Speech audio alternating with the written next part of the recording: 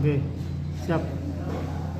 Bang Gion, seperti apa mungkin Bang Gion melihat yang sedang ramai diperbincangkan mengenai kasus Jessica Wongso nih? Abang sendiri, pandangan abang pribadi sebagai praktisi hukum sekaligus sebagai ketua Papindo nih, Satuan Artis Film Indonesia, gimana melihatnya?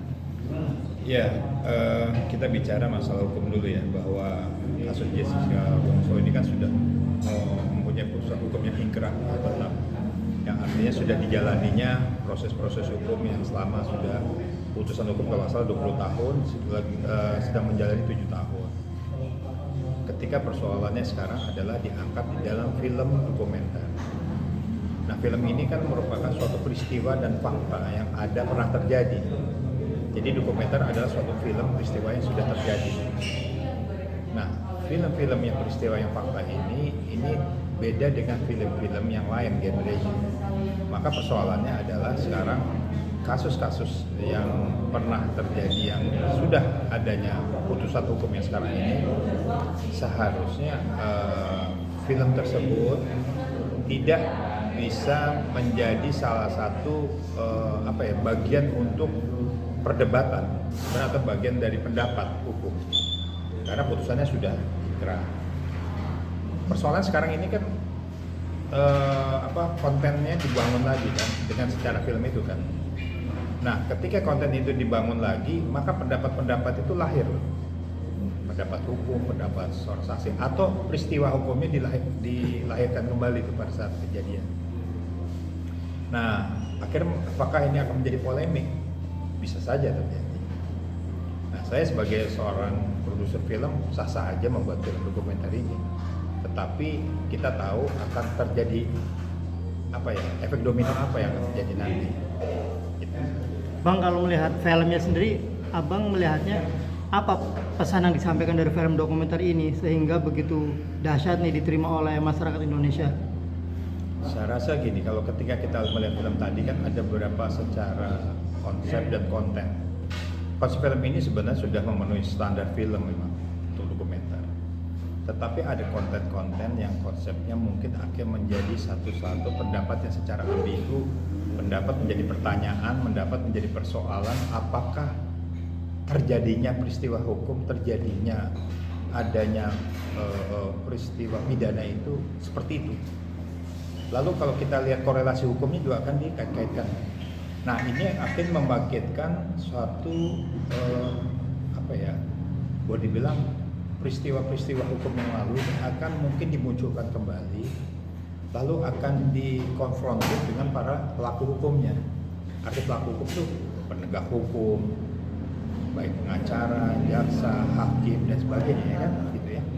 Nah, ini menurut saya ya akan menjadi salah satu, mungkin akan menjadi penggiringan opini. Kalau opini masyarakat boleh-boleh sah-sah aja kan, gitu. Mas, film ini kan mengangkat sebuah kasus. Kasus itu kan menghadirkan sebuah bagian, salah satunya pelaku. Nah, pelakunya ini masih menjalani hukuman. Apakah itu etis, Mas, dibuatin sebuah film? Kalau saya dari kacamata orang film, sebelumnya tidak boleh dibuat dulu, karena kan masih ada perjalanan kasus ini, artinya perjalanan hukuman yang akhirnya menjadi suatu secara mentality si terdakwa tadi itu kan menjadi sesuatu sindrom juga gitu. Apalagi beliau ini kan juga masih menjalani proses hukum. Lalu ketika ini dijadikan suatu polemik, artinya dalam film di dalam film itu menceritakan peristiwa, kan akhirnya menjadi polemik, pendapat dan sebagainya, akhirnya ramai lagi. Nah, ini akan menjadi salah satu sindrom juga menurut saya. Ini yang harus diperhatikan. Kalau saya dari kacamata saya pribadi, itu film sah-sah aja dibuat, tetapi sebaiknya seyoganya ketika nanti putusannya sudah selesai, sudah menjalani, itu sah-sah aja harus dibuat film. Bang, tapi film itu bisa dijadikan bukti baru bang kalau menurut itu? Kenapa? Bisa dijadikan bukti baru nggak kalau? Kalau nggak salah ini kan sudah dijadikan upaya peninjauan kembali ya, lebih dari sekali nggak salah.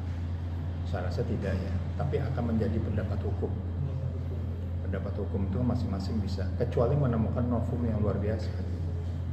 Novum novum yang luar biasa, artinya novum yang tidak pernah ditemukan, yang memang tidak pernah dilahirkan, lalu ada barbuk saksi ahli dan mengedepankan tadi pendapat-pendapat hukum yang memang kuat. Bang, terus seperti apa mungkin ketika masyarakat terhipnotis lah ibaratnya Bang, menginginkan dibuka kembali keadilan untuk Jessica, mereka berpendapat bahwa Jessica tidak bersalah, itu gimana Bang? Mungkin bisa harus lewat jalur apa mekanisme Bang kalau ya kalau menurut saya itu kan sesuatu yang tidak mungkin ya, karena sudah menjalani putusan, lalu sudah bukan kadaluarsa hukum ya, artinya sudah menjalani mungkin sudah hampir kurang lebih 7 tahun. Lalu novum ini yang dicari novum yang kan udah pernah dilakukan juga kan pada saat peninjauan kembali, novumnya itu tidak bisa menjadi alat sebagai bukti untuk meringankan si Jessica. Nah, kalau ini ditekan atau itu diangkat untuk agar ada penggiringan opini, itu saya rasa akan menjadi kontradiksi hukum nantinya. Kontradiksi pendapat hukum itu macam-macam kan nanti. Nah, apakah nanti dari kontradiksi ada bukti-bukti baru yang luar biasa itu maksud saya itu sesuatu yang tidak pernah terjadi, lalu memang ada bukti yang bisa disampaikan untuk meringankan, bisa saja kan. Karena ada kasus juga kan dulu siapa tuh yang pernah terjadi ketika dia sudah menjalani hukum baru terbukti bahwa dia nggak salah itu. Nah, Sengon Karta.